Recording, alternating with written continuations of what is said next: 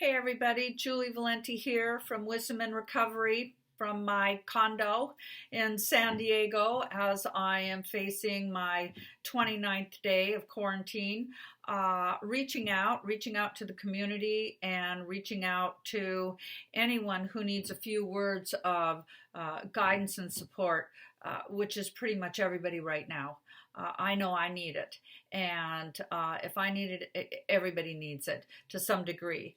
I want to check in, see how everybody's doing. This is my third video. Prior videos are dealing with from the very beginning of the pandemic and the shock and the denial and the bargaining and the grief and the loss, the anger, all of those feelings, and as we entered into this really challenging and difficult time.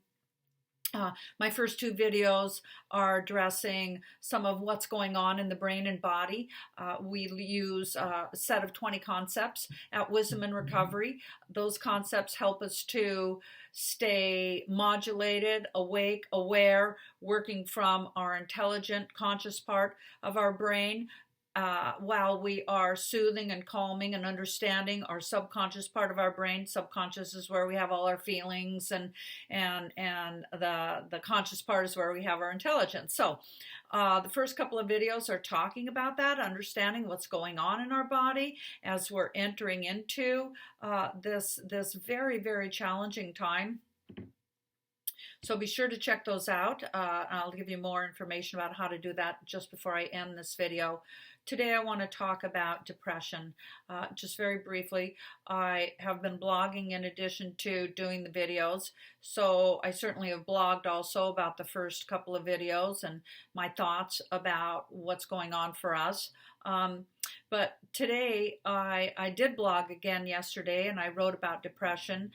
But there's so much. It's such a big topic that there's blog one, part one, and part two, and the same with the video. I need to keep these videos short. I do have a tendency to go. There's so much I want to say, and I know people watching these videos really just, the endurance to just watch a video for too long is we have a short attention span. So I'll try to keep it short, but I'm very concerned about this experience of depression. As the excitement and the fear and the trepidation and a lot of the activation of these fight or flight hormones are beginning to diminish now a little bit, and we're going into this new norm, and the new norm is heavy and slow, and and many of us are feeling it in our bodies, and it's we're calling it depression. It's like we're not even really feeling the sadness anymore. We're not really even feeling the fear. It's just we wake up and it's just like, oh, here we are, same situation, different day, and I call this situational depression. I know that I'm experiencing it. What helps me is to get up and do some journaling and do some blogging, but and there's other things that help also. But if you are struggling with depression right now, especially the situational depression, then I want to share with you just a couple of different things that you can do to increase some of these feel-good hormones and decrease some of these stress hormones. When I say feel-good hormones, I'm talking about dopamine, which is there when we're on an adventure or doing something new and different, or endorphins. Everybody's heard of an endorphin high, and that's where you have this amazing experience in your body when you're doing something really fun and really pleasurable. Another feel-good hormone is oxytocin, which levels rise when we are with people and hugging friends, and it's called the love hormone. It's what helps us to bond, and we're not doing a lot of that these days, especially for single people, where we are all alone, and many of us don't even have a pet to pet, which petting your pet will raise endorphins and oxytocin. So And then another hormone that is a feel-good hormone that we're all struggling to have up and running is serotonin. Serotonin is a very calming and peaceful hormone when we are having an experience of all is well in the world, and I'm satisfied.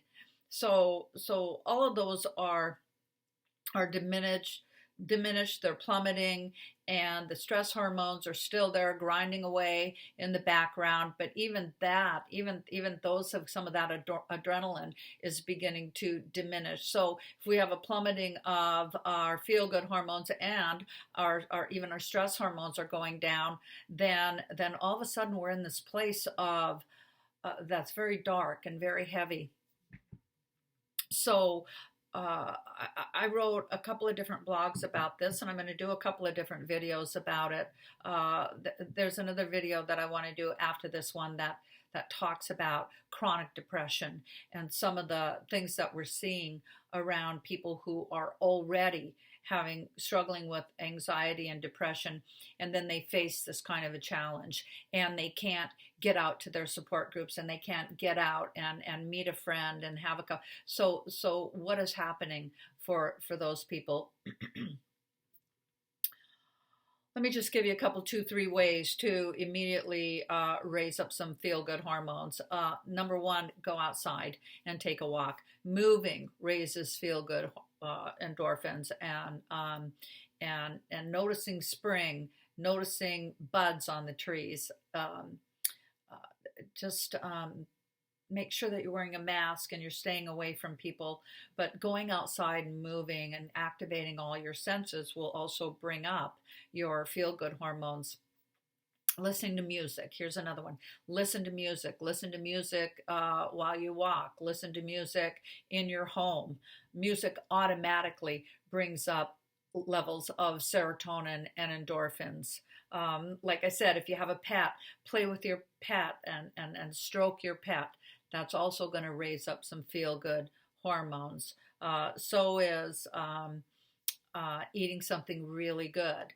So we want to be careful there, because the last video I talked about food cravings. This one I'm talking about, you do want to have a treat. You do want to have something really delicious. It hits that pleasure spot, and it will raise up endorphins. So, but try to make your special treat some little thing. For me, I eat a piece of dark chocolate every evening, right? And so, and I have a plate of fruit. So it's something that is delicious and cool and sweet, and it, raises my endorphins and my serotonin.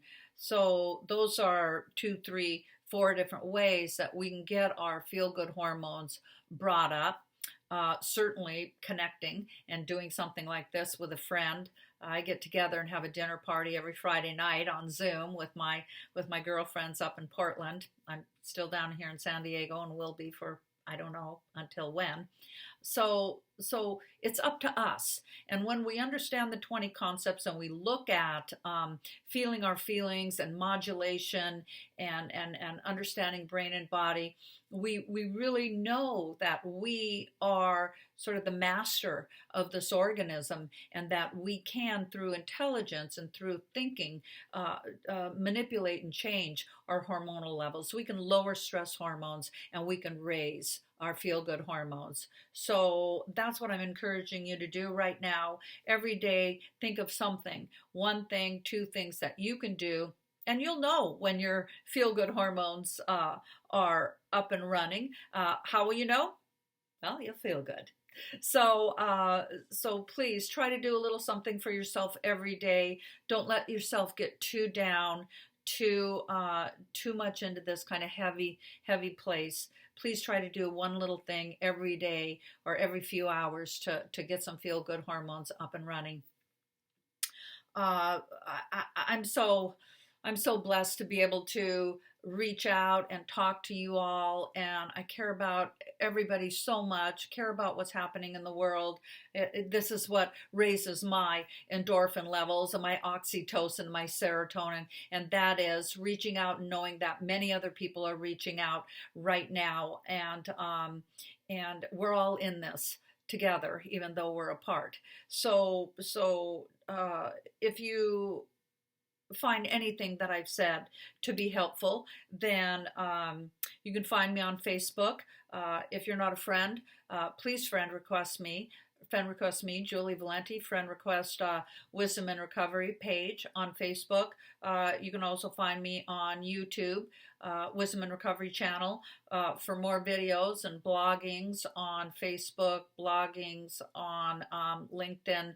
I'm really using this social media to be able to connect with everybody while many of us are feeling so very, very, very alone right now. So please take care of yourself, stay safe, and I will be coming right back with the second part of Are We Feeling Depressed? So thanks again, take care, and be safe.